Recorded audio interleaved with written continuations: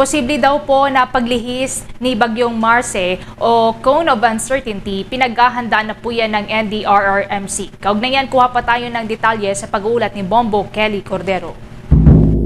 Pinaghahanda na rin ng National Disaster Risk Reduction and Management Council ang Cone of Uncertainty o posibleng paglihis ng direksyon ng Bagyong Marce.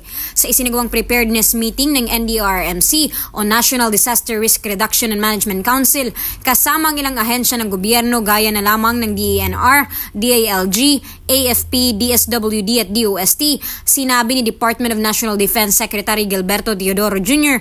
na direktiba ni Pangulong Ferdinand Bongbong Marcos Jr. na magsanib-sanib puwersa sila mga ahensya ng gobyerno para maagap na magbabala sa publiko at para sa maagap na pagplano. Sa pagpupulong, nagbabala si DOST Director Nathaniel Sivando na may posibilidad pa ring magbago ang direksyon ng bagyo bago pa man ito maglandfall. Kaya naman ipinag-utos na rin ni DND Secretary Teodoro sa mga regional directors na huwag matakot at gamitin ang kanilang best judgment sa pagtugon sa bagyo. Inaanyayahan din ng publiko na magantabay sa mga mahalagang impormasyon sa mga official channels para manatiling updated. Ayon pa kay Teodoro, trabaho ng Municipal Disaster Risk Reduction and Management Council na ibaba sa mga barangay ang maagang mga babala.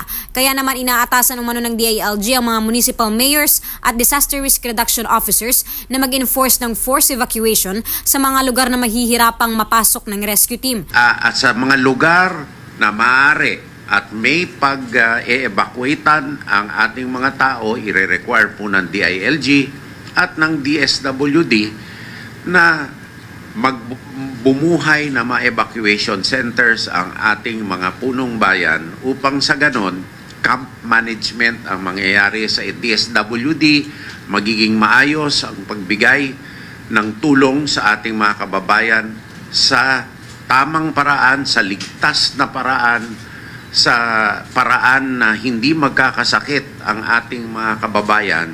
At para sa maayos na pagbibigay ng karampatang health benefits at pagkain, mag-identify na umano ng centralized points kung saan pwede ang national government magbagsak ng relief goods at items o kung saan maaaring magbigay ng pagkain at gamot.